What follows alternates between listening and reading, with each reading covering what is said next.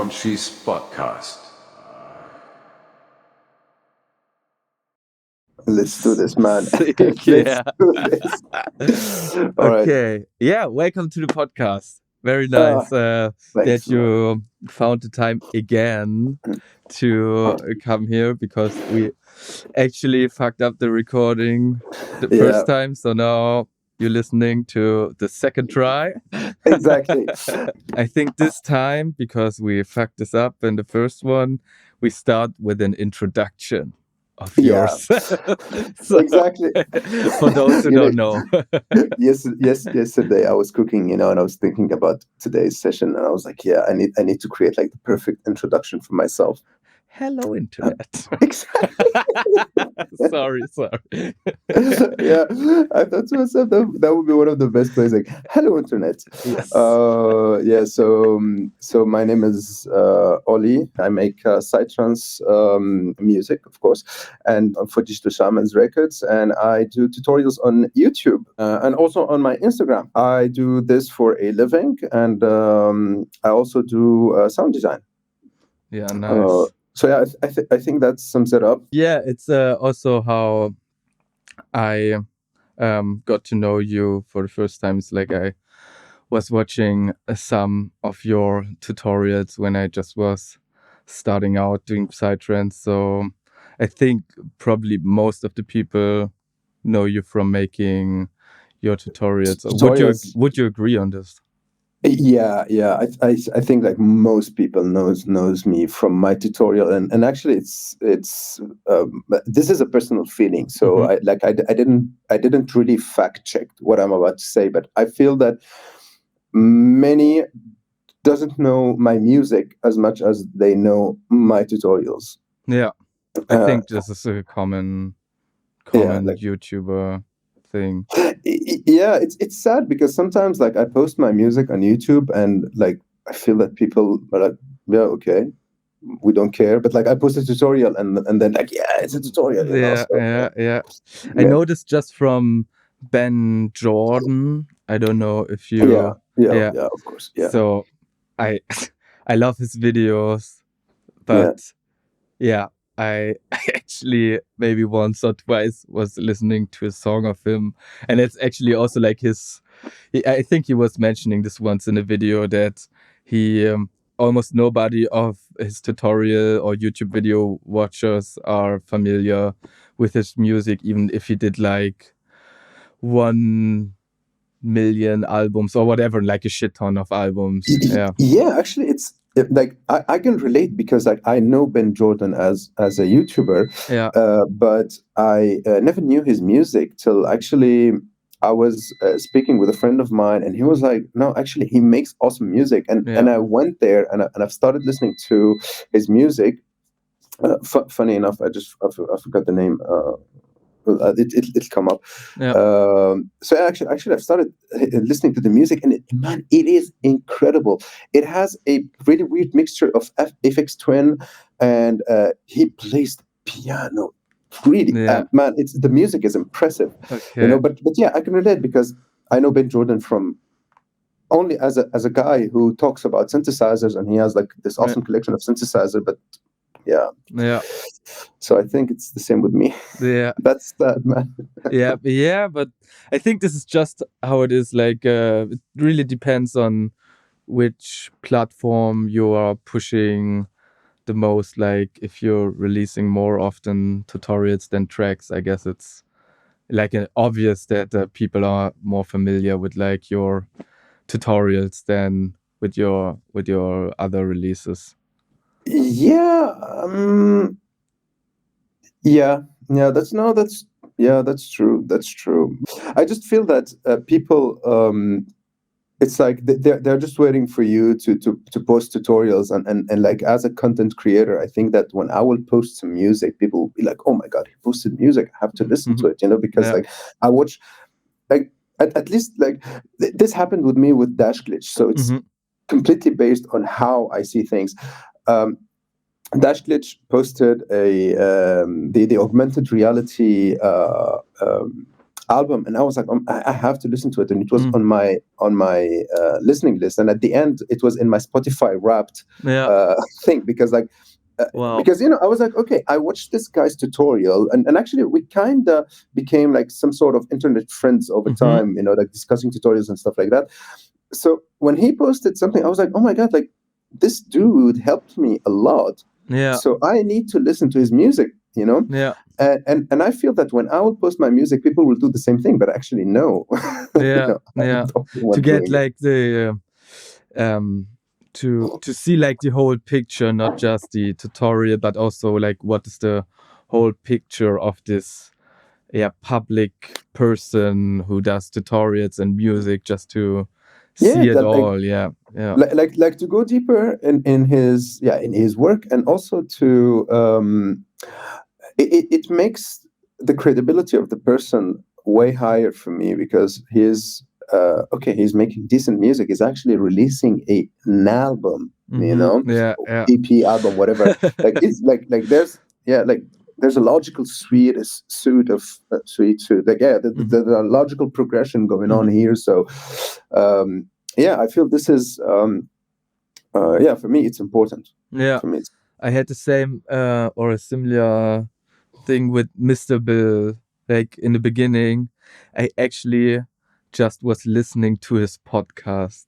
Like he also has a podcast. He actually inspired me to do this podcast. Really? Yeah, it was like he had like this podcast, and was just chatting with other musicians or music industry related persons, and I just enjoyed it so much, just to listen to persons geeking about whatever music related topics.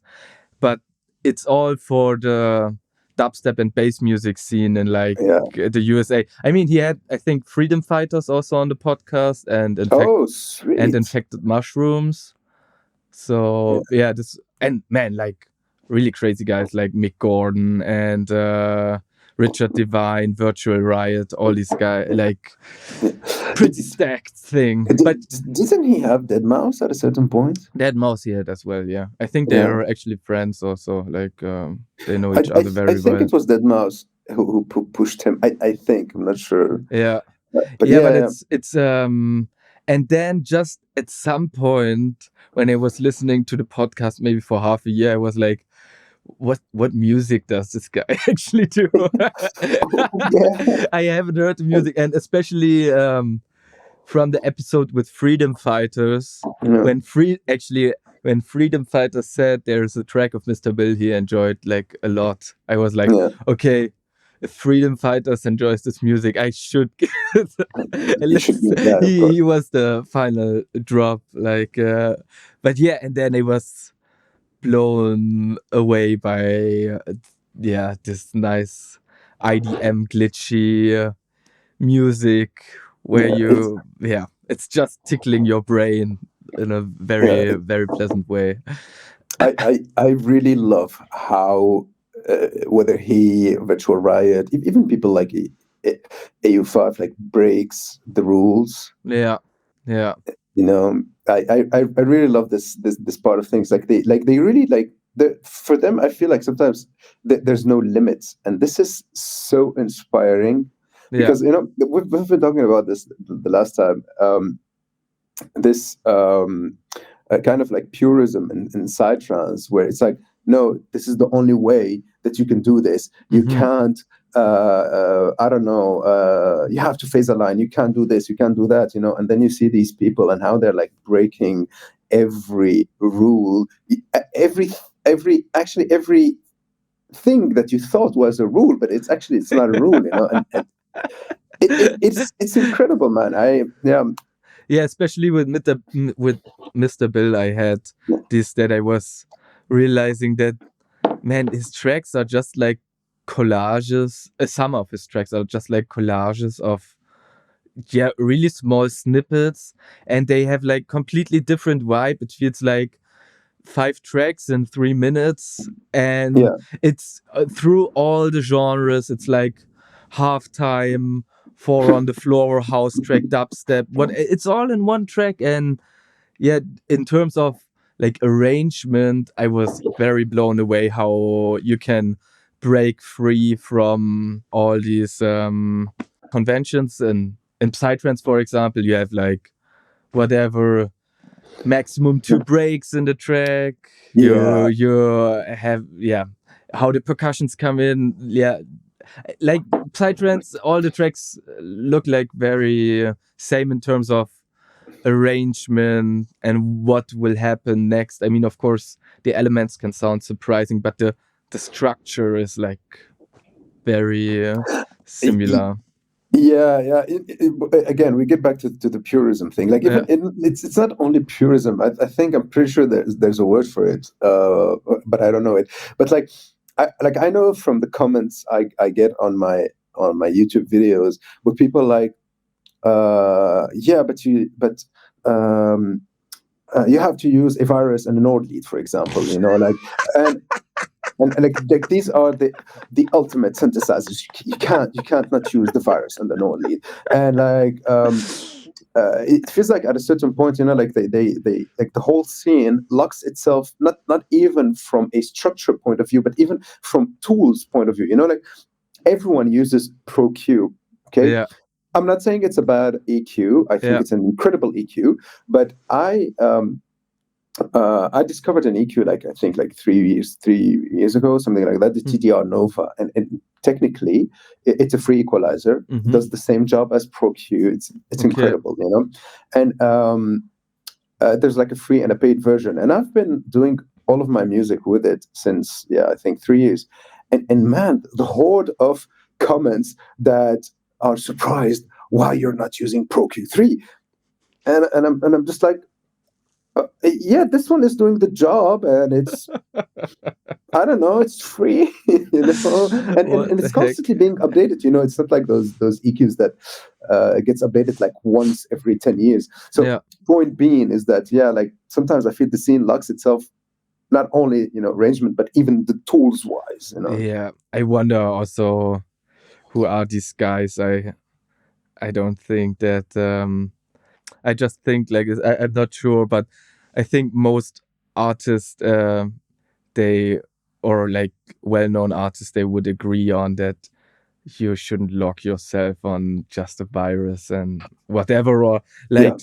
I think those are actually the people who also think a little bit outside of the box, try new stuff. So they have to add something to the whole psytrance music, and that's why they are known, because they have like their own style, and they just have their own style because they do something different to everybody else. So also a guy who I really value for breaking up like this psytrance rules and quotation marks is like Ceridium. I don't know if you have listened to his latest release, Possessions, with this. I didn't listen to his latest releases, but the latest one it's insane. It's really it's insane. It's fucking crazy. It has like really sick distortion noise, doom soundtrack samples, and then it has a drum and bass part. It has like at some point the track switches from I think 150 to 170 drum and bass, and then afterwards into like psytrance bass line again, but on 170, and then slows down somewhere. So it's like all over the place. And yeah, he actually once said to me that he had a gig somewhere where the promoter got pissed when he was not sticking to just psytrance, because there was some drum and bass inside, and the promoter was like, it's a psytrance part. Yeah, man, it's actually crazy that there are like these purists. No, but like, so limiting. Man, like I fell into the trap of purism. Yeah, like, and I'm not talking like about like I was just the people that were around me like they were so purist, you know, that at a certain that I know that like for like 3 or 4 years I've kind of wasted time trying to make something that I don't like, because I thought that this is the only way that I would actually make good music. Yeah. You know, but yeah, I just ended up making something I don't like. And funny enough, now I'm getting back to what I used to make in 2018, because I think it's the music that I want to make. And it's just yeah, getting out of purism. You will hear my new music. But anyways, getting back to Ziridium, there's something I love about him, and I know that a lot of people hate him for that, and that is his 303 sound. I don't know all of his discography. Yeah. But I am, let's say, 90% sure every time I hear a Ziridium track that I don't know, I'm like 90% sure I can point out that this is Ziridium. Yeah. Because of his groove and that 303 sound, you know, I'm just like, that's him, you know. And by the way, I love this thing about him. I love how he sticks to his 303 sound, even though it's been there since ages, and I know that a lot of people hate it, but it's part of his touch. I really don't get like also like haters in terms of music. I wonder really how you can get so upset with like music, at least like in these very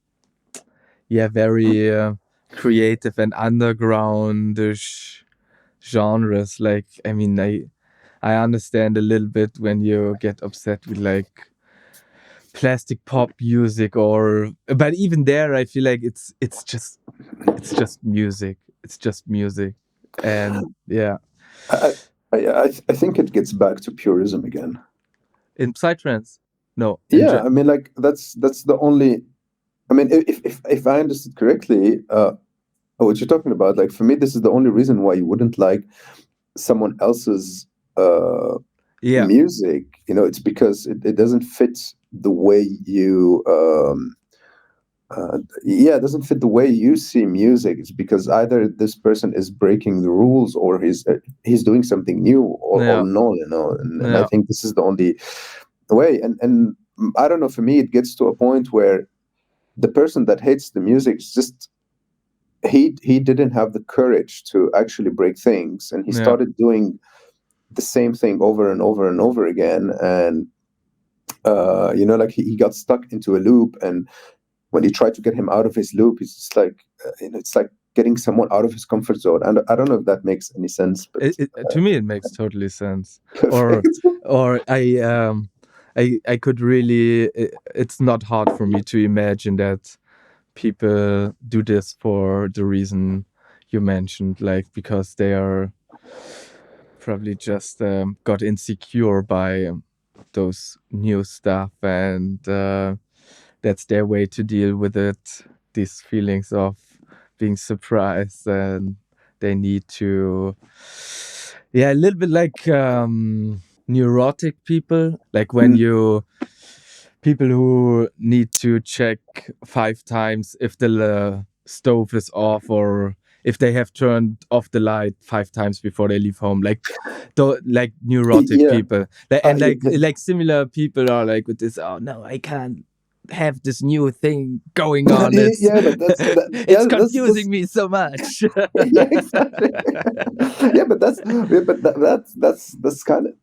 that's kind of true, you know. It's just like you're getting him out of his comfort zone, and you're bringing something new, and he's like, you know, we people like routine. We like our safe spaces, and we're always trying to create a safe space, and you're just like breaking his world, man. You've added a 303 sound and a square bass. No. Speaking, by the way, of breaking the rules, I'm really impressed by what Blast Police is bringing to the scene. I mean, I feel that the idea is incredible. It needs a little bit of polishing, but the idea is incredible. I'm super impressed by by the whole Blast Police thing. I had him actually on the podcast last time, Nico, And yeah, man, he's also a very nice dude. He seems to be very friendly and open-minded and creative. And it's also was crazy for me to listen to somebody being so passionate about the whole psytrance scene, but dig actually into almost everything but producing. Like he was never producing, but he's doing work for labels. He's DJ. He does plenty of stuff for other psytrance related organizations, and yeah. I think not everyone has to produce, you know. Yeah, of course, you need but people to organize of all of course, that, yeah. you know? Just from my limited view, like, because when I most of the times I speak with people about psytrance and nerd about psytrance, those are also producers. It's very rare that I nerd about psytrance stuff with not producers. Non-producers, yeah, for me it was a nice, new and fresh perspective. And yeah, I'm curious to what's next. What's on the next compilation of Blast Police music? He was actually asking me if I could do a track, but I feel this is like my comfort zone. You know. I'm not sure if I mean, I will maybe try once to make a track with such a bass line, but to me, I always, because I'm not used to the style, I be always like, and where's the 16th bass line?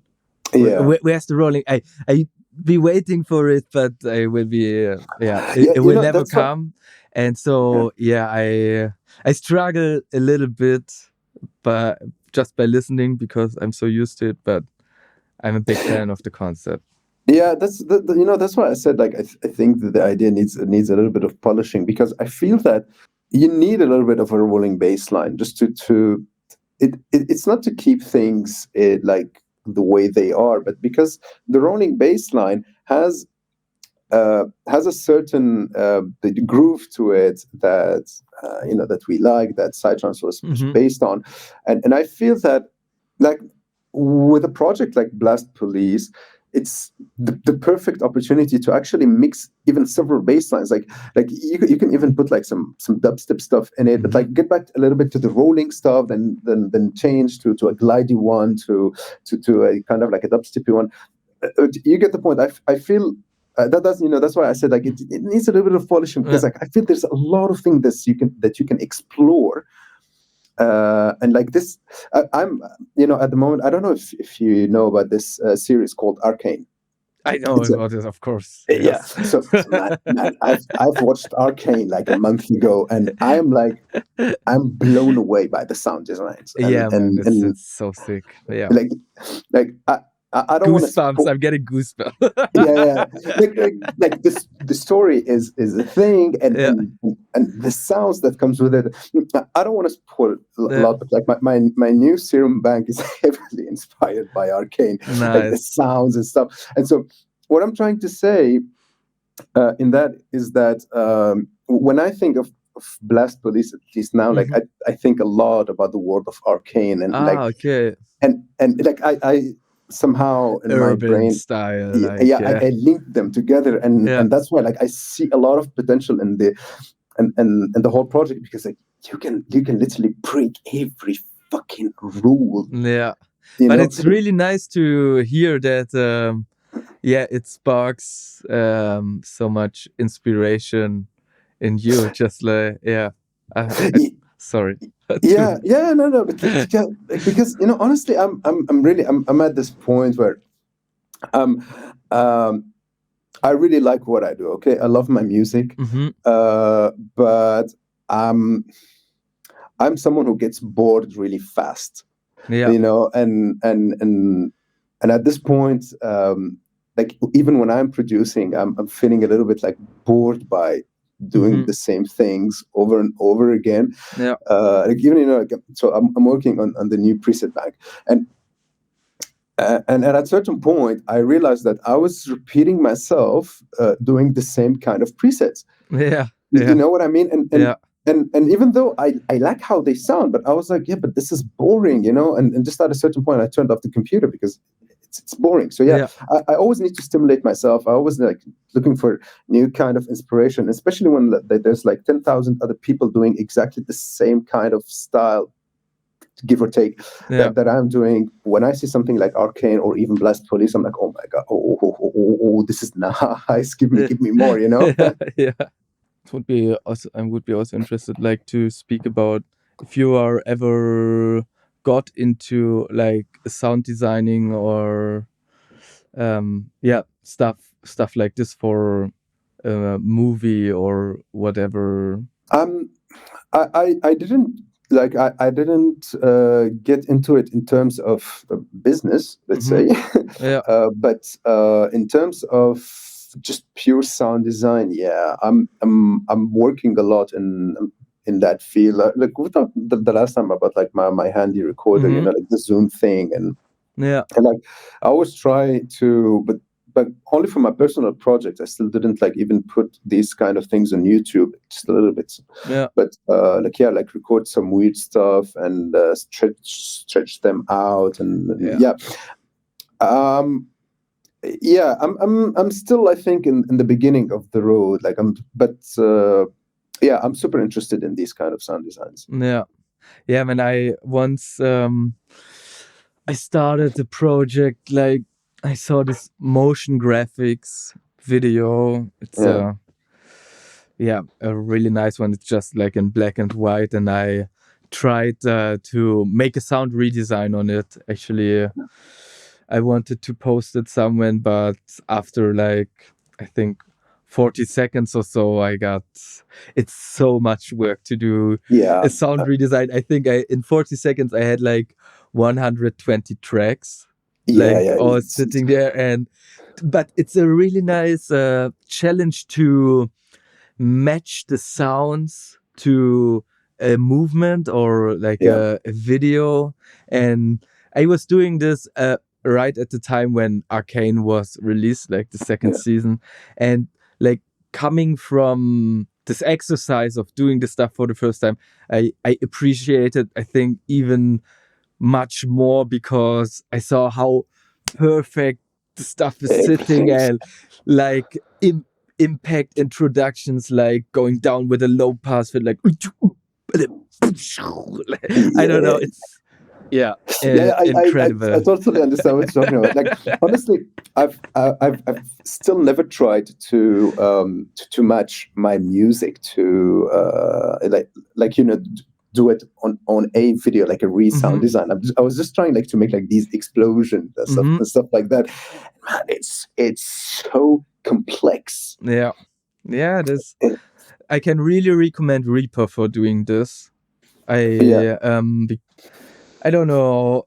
I think it's also possible in Ableton to put videos inside, so you have like a video track.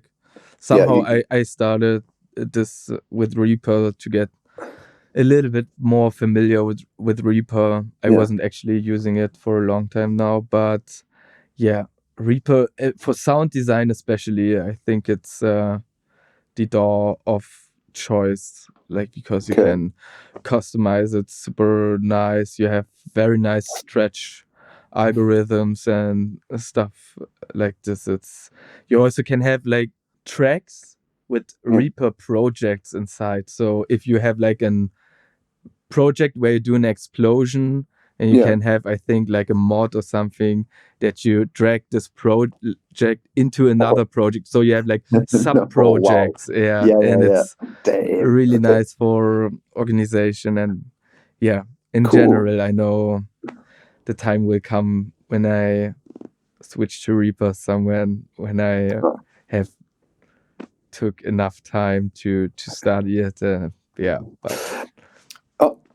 you know, like at this point, I don't think I will learn a new DAW. I've spent a lot of time learning Bitwig and getting really into the inside out of Bitwig. So for me, it's enough. I'm just waiting for the moment Bitwig will allow us to play videos inside of Bitwig.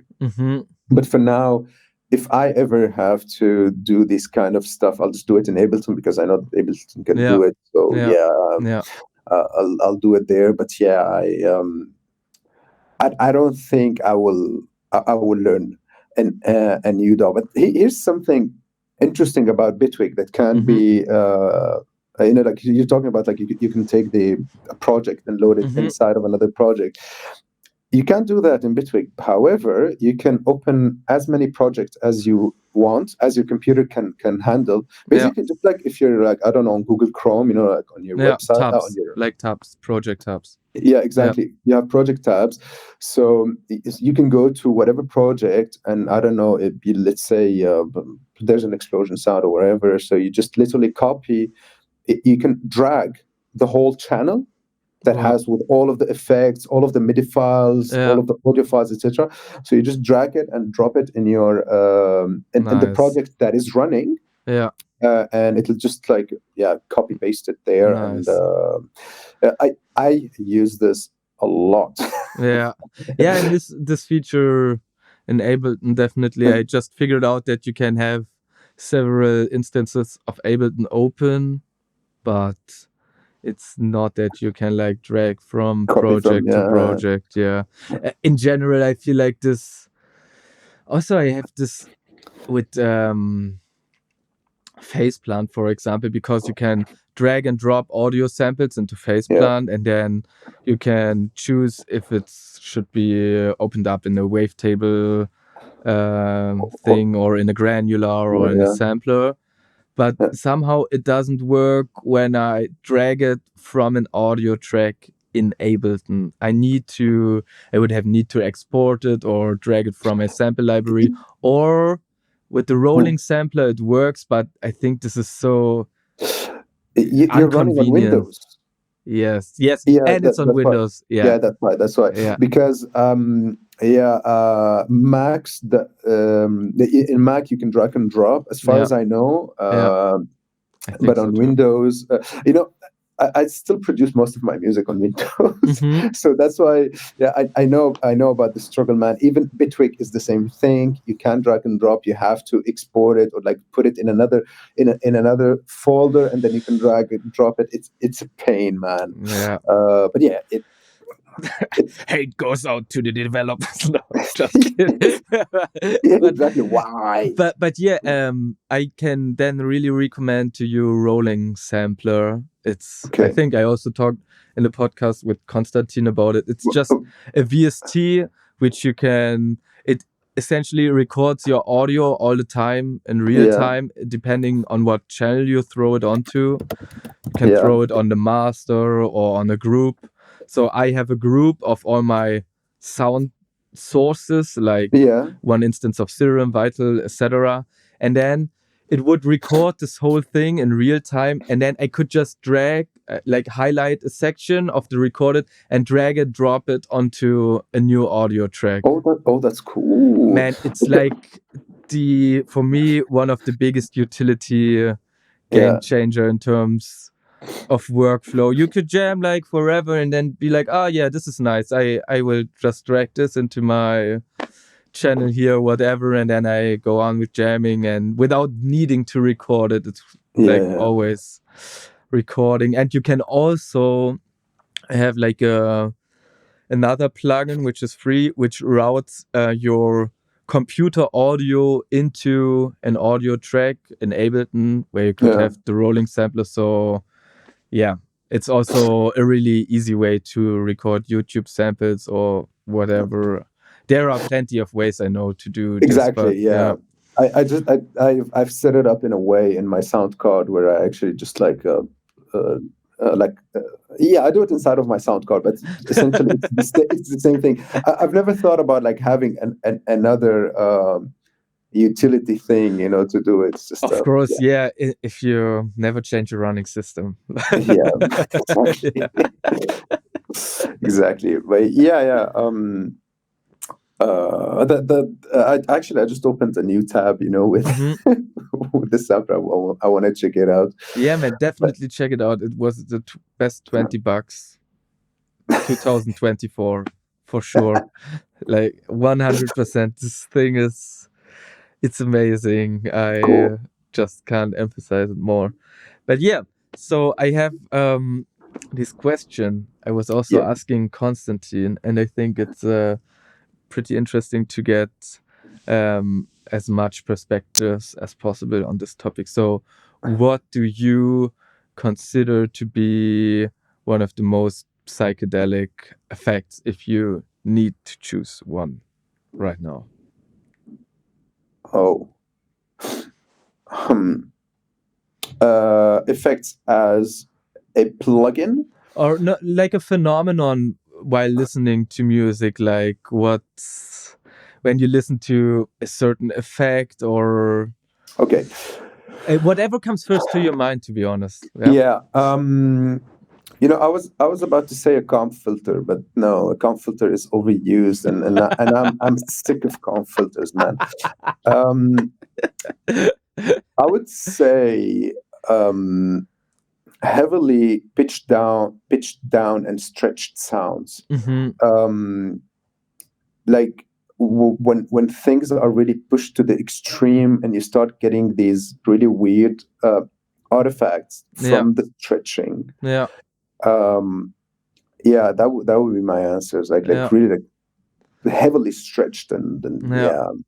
Yeah, I think I also told you about this in the last episode, which got lost, that there is like this ultrasonic microphone which can record up to 192 kilohertz, and that you can pitch down stuff extremely with still maintaining the highs. Maintaining. Yeah. Sorry. It's okay.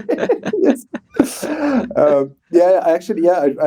I remember actually I was.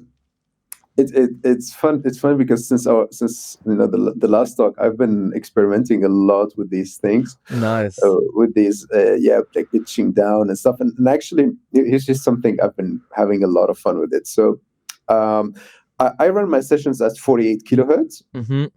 And actually, I didn't even like push didn't push the quality high. I was just like keeping it on 48 kilohertz, and I was like recording some, just the raw oscillator of my Bergen Nitron. Like I just put it on a saw wave, and I've started turning the tuning knob in a random way. Yeah. So I technically created something like a squelch in a sense, and I've added a filter verse on it. And I've started playing with different kind of filters on that sample, and technically I wasn't stretching it out, but since I was going into the clicking territory of the oscillator, where you're not hearing a buzz of a saw, you're just hearing like a click, click, click, like clicks. Man, when you feed that into a nice pitch shifted delay, and you have like a kind of like a phaser filter running, and then you have a band pass or whatever, you like just like in here it's just like about throwing random kind of filters, and just like finding the ones that goes right, man. It's crazy, the stuff like the textures that you get out of it. Yeah, it's 10 times better than a comp filter. Nice. Yeah. You can see that I'm hating on a comp filter, and I'm the first one that abused it in all kind of different ways. Yeah, man. But I really also a lot into this timbre and to discovering like new, never heard variations, or at least like still have like this very nice metallic melting timbre sound effect thing, but in a way that I never heard it before, or it's not like a standard comp filter. It's done with a different procedure which has slightly different artifacts in it or whatever, and to refine this, to distill the best out of it. No, but like I totally agree with you. It's you know it's not about not using a calm filter. Like you can use a calm filter, but like you know what, like even you can just add like a really really fast delay, but then you filter out the delay in a certain way. And this is what's really interesting in plugins like Filterverse, is that they allow you to like you can add a delay, I don't know, with pitch shifting or whatever you want, and then you can add like crazy filters after the delay. You know, like you can so you know in Filterverse you have like 3 slots. Well, they call them like filters, but you can have a reverb in there, right? Okay. So you can start with a delay technically, and then add a phaser, and then add a filter, and you're filtering out the feedback of the delay technically, and you can start like creating some like if it's a really fast delay, like a comp filter, you can start getting something new out of the whole comp filtering thing that we know, you know.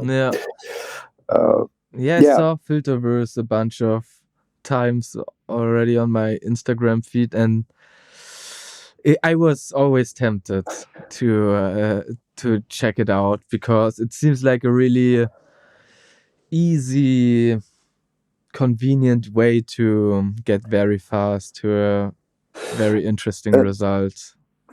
It is like honestly, I was really skeptical about it when I first saw it, and I was like, yeah, another plugin. Yeah, it really has like this look like I'm another plug. And especially like if you take it from my point of view, I can do the same thing, even way more complex inside of Bitwig. You know, so like there's this like a Bitwig superior thing in my head. Like, yeah, but I can do it in Bitwig, man. Yeah, no?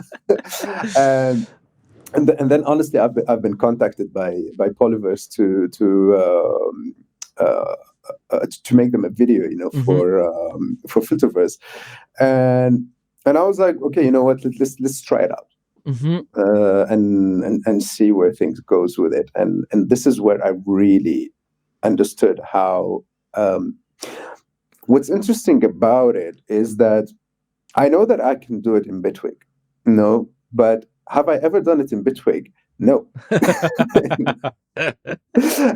And also when you start experimenting with the way it is done, this is where you actually start like grasping on the potential of the plugin, and at a certain point, like after some hours of experimenting, the plugin will start actually giving you ideas. And this is something I really love about these kind of plugins, is because if the plugin isn't inspiring me to do new ideas, it's shit. I'll just like throw it away. And actually, like I thought Filterverse would be just like, yeah, okay, I could put 3 band passes in Syria, you know, like, but then I've started using it, and I was like, oh no,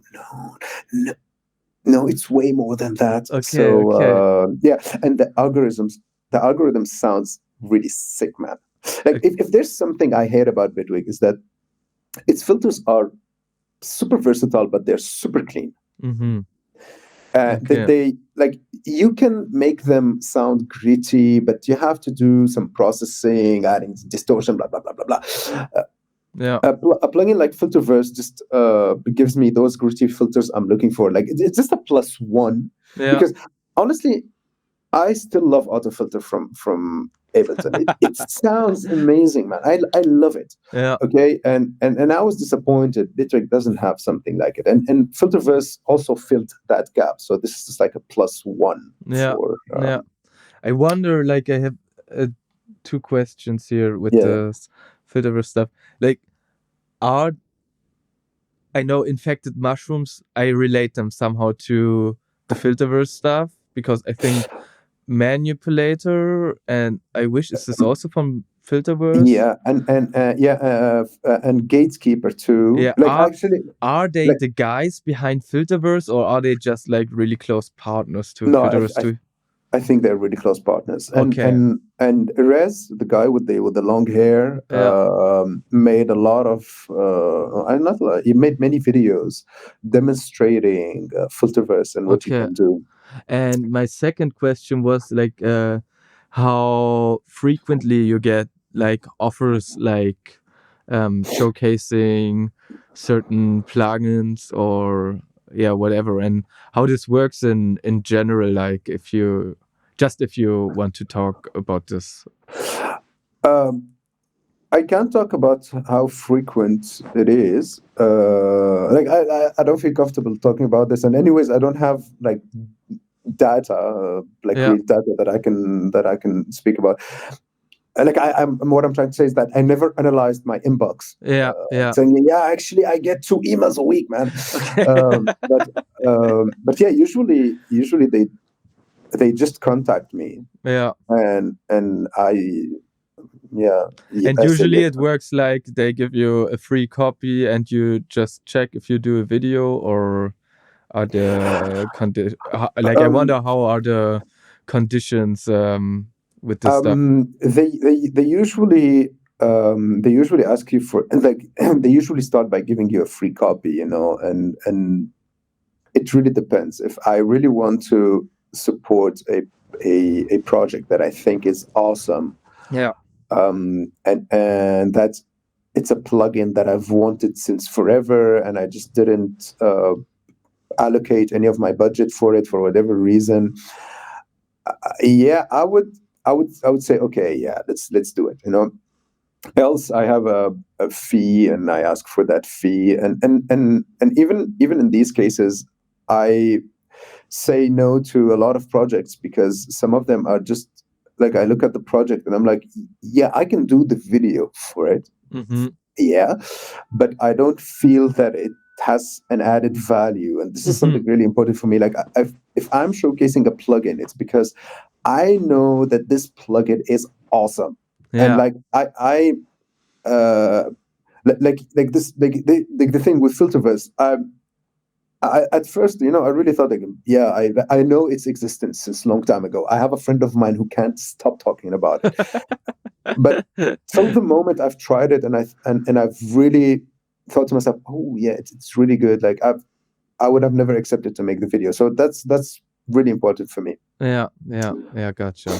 Gotcha. I think this is the right way to treat offers like this. Also, when you were speaking about those 3 bandpass filters, it reminded me of also a really unique technique I recently discovered in the image line plugins from Fruity Loops, like Harmor and Citrus. You are able, you have like this very unique unison modulation thing going on. So what you could do is, if you have, for example, 2 voices of unison, you could, if you apply a bandpass to it, you could apply different cutoff values per unison voice. So one voice has, for example, a bandpass at 400 hertz and the other one at 300 hertz, and but it's just the one filter, just assigned with different cutoff values to the different voices. And if you extend it on, I think 9 is the maximum unison voices amount in Citrus, and if you spread this onto 9 voices, no panorama, and different cutoff values on all of those 9 voices, you can get like very sweet effects. And I never saw this kind of sound design technique or possibility elsewhere. I think, look, I need to fact check that. So I probably finish this session and I'll just open Ableton and just try it out. But I think Vital allow you to do that. I think there was like some sort of a unison spread thing. I think you can use it. I mean, in Vital, I just know you can spread the unison like very wide, not like just 2 voices, not like just 2 semitones, or so that one gets pitch up to semitones and the other 2 down. Can even spread it over 4 octaves, I think. But I would be curious if you also I will also check this. I think like I know for sure that Arturia's plugins allow for it works more for the polyphonic, not for the unison, but technically you can, especially in their analog emulations, you can add like some sort of I think they call it drift or something, where basically each voice will have a different kind of value, but they are just emulating how analog circuits, like how analog circuits were imprecise, basically. So you can get like kind of a similar effect using those filters, those plugins, but you're limited to what an analog emulation is capable of doing, basically. But I think, I need to double check on Vital. I think there was a way that you can that you can do it. And I need to check that out. But I think it's crazy, because like you have like all of these voices, and each one of them has a different kind of value. It's insane. I never saw it like this, like never consciously in any other synths, and it seems to me like such a funny sound design technique, because you really don't know, or I couldn't imagine like how it sounds if I would now apply a different delay onto each unison voice, for example, or stuff like this. To me, it would be like a new dimension of sound design I haven't explored yet. Actually, actually, I just remembered. I just remembered. Scrap what I said about Vital or all of that. Actually, the first time I did something similar, it's in Bitwig. They've added something that, like, they have this modulator called I forgot the name of the modulator. Basically, what you can do is do the whole unison thing, right? And then you have a modulator for each of the voices of the modulators. Yeah, it's called the voice modulator. Yeah, and I think anyways, so that sounds interesting. So essentially what you can do, and this applies like to all of Bitwig's effects, because technically if you have like, let's say 8 voices, so you have 8 copies, and you just take like this voice modulator and you spread it across, I don't know, let's say the filter cutoff or whatever parameter you want, and it will just like spread it.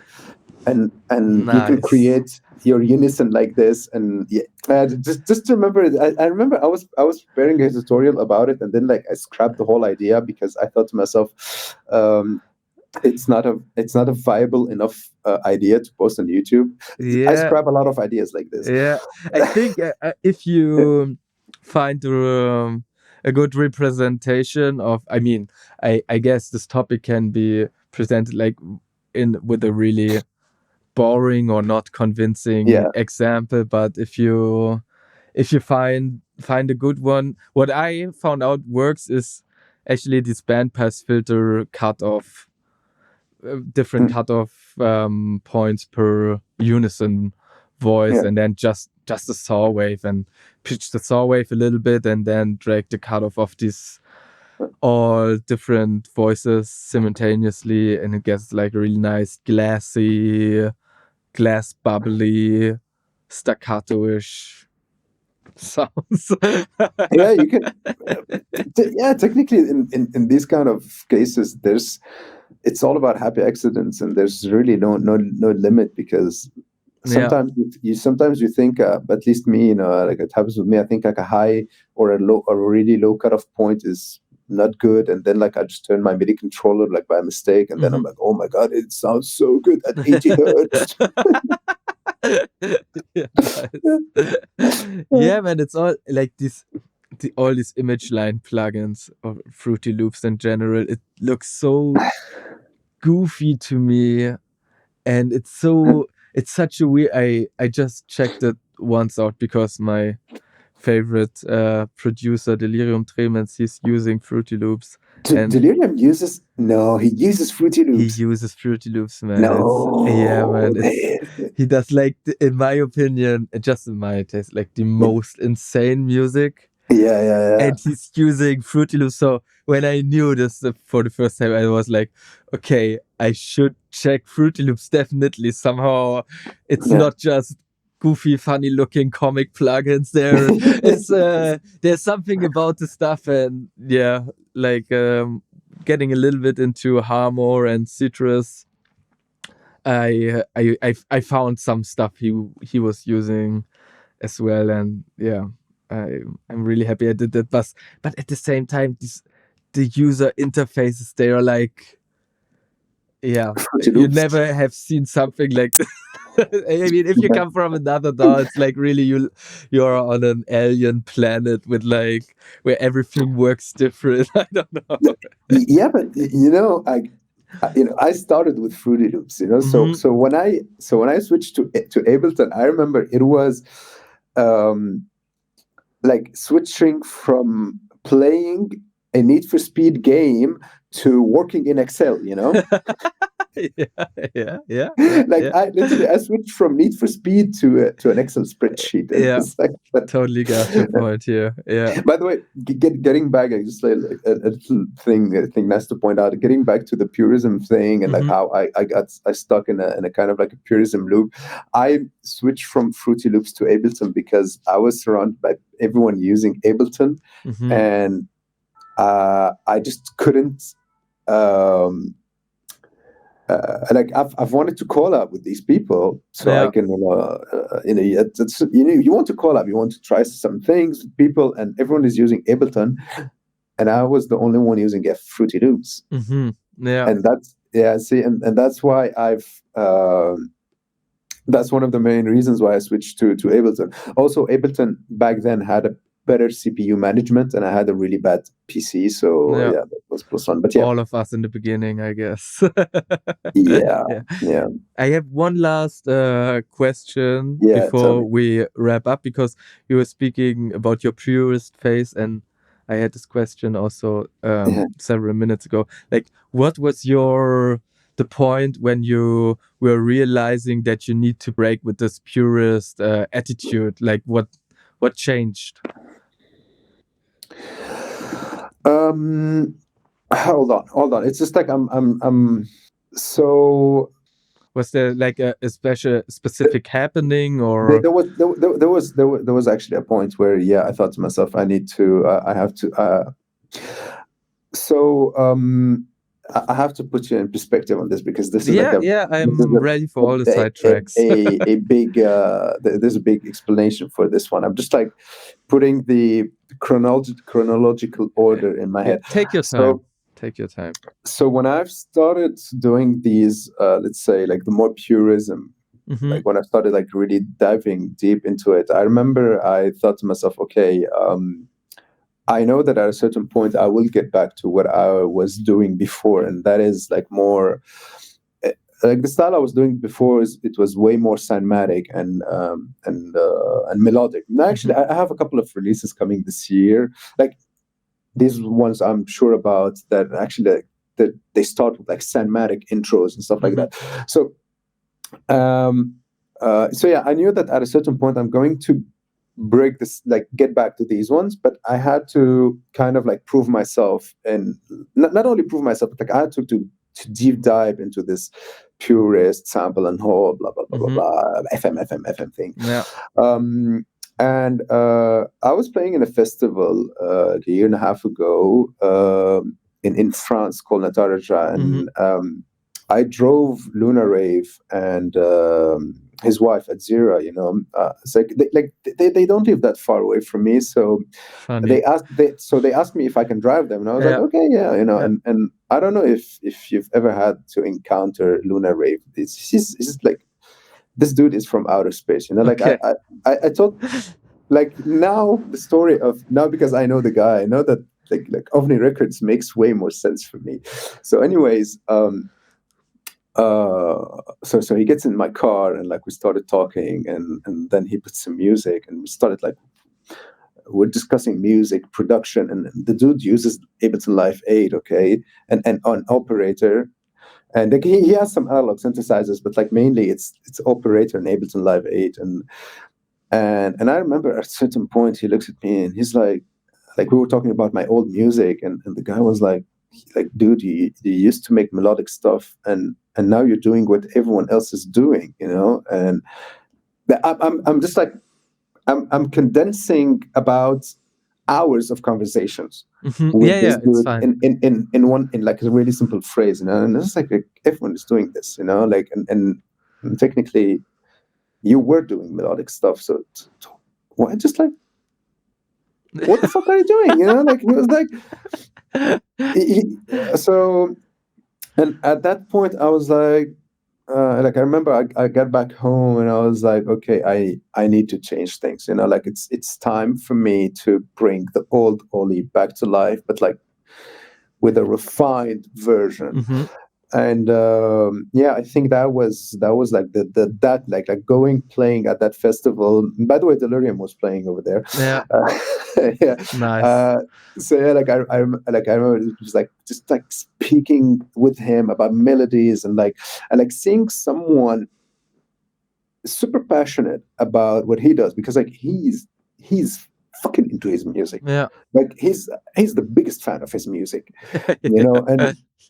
And like seeing him and talking about his music and talking about like how you need to tell us, like, you can't tell a story with sample and hold and stuff like that. But like for me, this is how I see things. Like, I can tell an energetic story, you know, like I can give you more energy, take back some energy from you with these sample and hold things. I can kind of like make you crazy with it, but like if I want to really tell a story where I'll touch your emotions, I need melodies, you know. Yeah. I'm condensing again like hours and hours and hours of talks with this dude. So yeah, like seeing someone, like super passionate about it, and like he's a living proof that you can actually break out of the cycle. I thought to myself, it's time to go back to that, and that's why actually I started my EP with a collab with him. Nice, you know, like just working on a fully melodic theme track. Just like it was like, okay, and this is the starting point. So yeah, man, what a beautiful story to wrap up the podcast. Like, very nice, very nice. But yeah, last but not least, before we wrap up here, where can people check out all your stuff? Do you want to which links should I put in the description? Like, actually, self-promotion time. Okay, so simple. You want to watch my tutorials, you go to YouTube. You want to get more about my lifestyle, you want to become my friend, go to Instagram. You want to hear my music, SoundCloud. You know, Spotify if you want. Actually, my Spotify profile is bad, just SoundCloud. And if you want to learn about psytrance production, you want to get some presets, improve your psytrance production, all in all, either by presets or master classes, just go to my Gumroad, man. You have all my stuff there. Nice. Yeah, sick. All right. Hey, thanks for listening to Monchi's podcast. If you enjoyed this episode, and if you want to get early access, not just to upcoming podcast episodes, but also to upcoming tutorials, please consider to subscribe to my Patreon for as little as $3 per month. The link is patreon.com/Monchi_SquareLab. If you can't subscribe to my Patreon, I would really appreciate if you could rate, review, like, and or comment on whatever podcast platform you're listening to it, because this really helps the show to grow. And with that being said, have a good one and see you next time. Bye bye.